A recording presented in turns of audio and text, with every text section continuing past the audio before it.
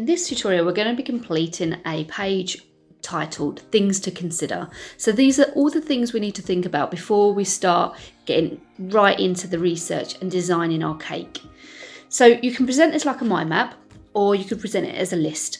And I've got this handy acronym that I like to use as a starting point of all the things you need to think about before you design your cake. Access FM. And we'll go through each of these titles one at a time. So the first A of Access FM means aesthetics, which is just another way of describing how your product might look. So when we're talking about cakes, we might be talking about the shape of the cake, whether it's bold and bright or realistic, what sort of theme or topic you're following to inspire the design of your cake, etc., etc. The first C of Access FM stands for your customer. Knowing who you're designing for will determine the type of design you create. So you need to think about the type of person or group of people you might be designing your cake for.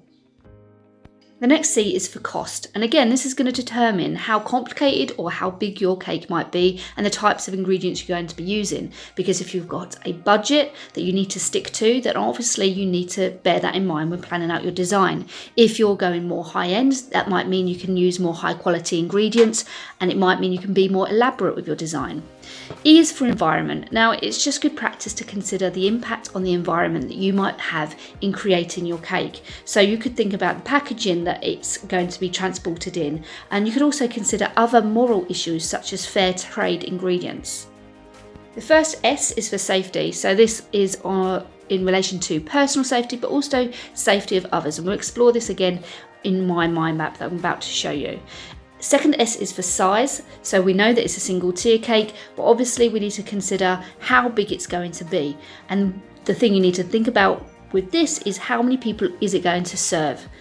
F is for function. What is its job? So we know that it's a celebration cake, but actually there's all different types of celebrations, so you need to explore that. And then finally, M for materials and ingredients. So are there specific materials or ingredients you're thinking about using for your cake, and exploring those. So, as you know, I'm a fan of a mind map. It helps me to visualize things, and it helps me to jot down my ideas as they come to me. So I've just labeled mine things to consider, and then I've put each of the Access FM headings around the mind map, and I'm going to add information as I think of it. I know that for my cake, I've been studying and exploring the natural world, and I really want to focus on marine life. So I've whittled it down to this, but I don't want to make really specific decisions just yet. It's about, on this stage, getting as many ideas down on the page as possible, even if you're eventually going to eliminate those. So I'm thinking it could be a realistic cake, or it could be cartoon-like. It could have lots of blues and greens involved. It could be bold and bright. I might add in some coral, but I definitely want fish and shells. So it really is a case of putting all the must-haves and could-haves for your design on the page. But again, like I can't emphasize this enough, you shouldn't yet have a final design in your mind, because we need to do additional research and designs to get to that point. So this really is exploring all the possible ways that you could go with your design. So with my customer, I've said it could be for a young child, it might be for teenagers, could be for adult, it could be for elderly people. And each of those different groups of people are going to probably want different things from a cake. Again, when we talk about the environment, we need to consider the impact that we're having on the world and the environment in general. So I've spoken about fair trade ingredients, which is particularly relevant to chocolate and sugar. And I'm also thinking I need to ensure that there's not going to be a lot of waste. So consider how many people this cake is going to serve, and make sure that that is appropriate when I consider the size of the cake. We don't want to have to throw any away. We don't want to have extra waste. And then if I am going to be transporting the cake in anything, is the packaging going to be recyclable? Is it going to be made from card and can be put in the recycling? With safety, there's so many different things that you need to think about with food. Obviously, good hygiene practice. So think back to all the things you've learned about cross-contamination and safe use of the oven. You don't want to be risking your customers getting food poisoning, so you need to make sure that you're storing the ingredients properly and that they're all in date as well when you use them. Now, as I said, we know that our cake is going to be a single tier cake, but actually the size of that is up to you. So you need to think back to who your customers are going to be, what the function of the cake is going to be, and then determine how big a cake it needs to be. It might be a single portion cake, it might be quite an elaborate cake for one person, or it might be a cake that might feed maybe a family of 6, or it could be for a larger celebration, for example, a big birthday party.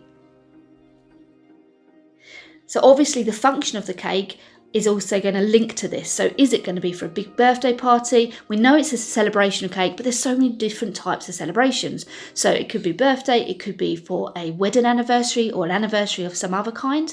It might be for a christening. It could potentially be for a wedding. It could be just general success. So somebody's passed their driving test, or they've passed an exam, or passed a qualification, and you want to celebrate that. There's lots of different celebrations you can consider. And then materials, ingredients, again, think back to everything you've learned over the course so far. What processes have you really enjoyed? What have you been particularly good at? So perhaps you're really good at butter icing and piping it. Perhaps you're particularly good at fondant icing or using moulds to shape it. Perhaps you've investigated using chocolate work within your cakes and you want to incorporate that.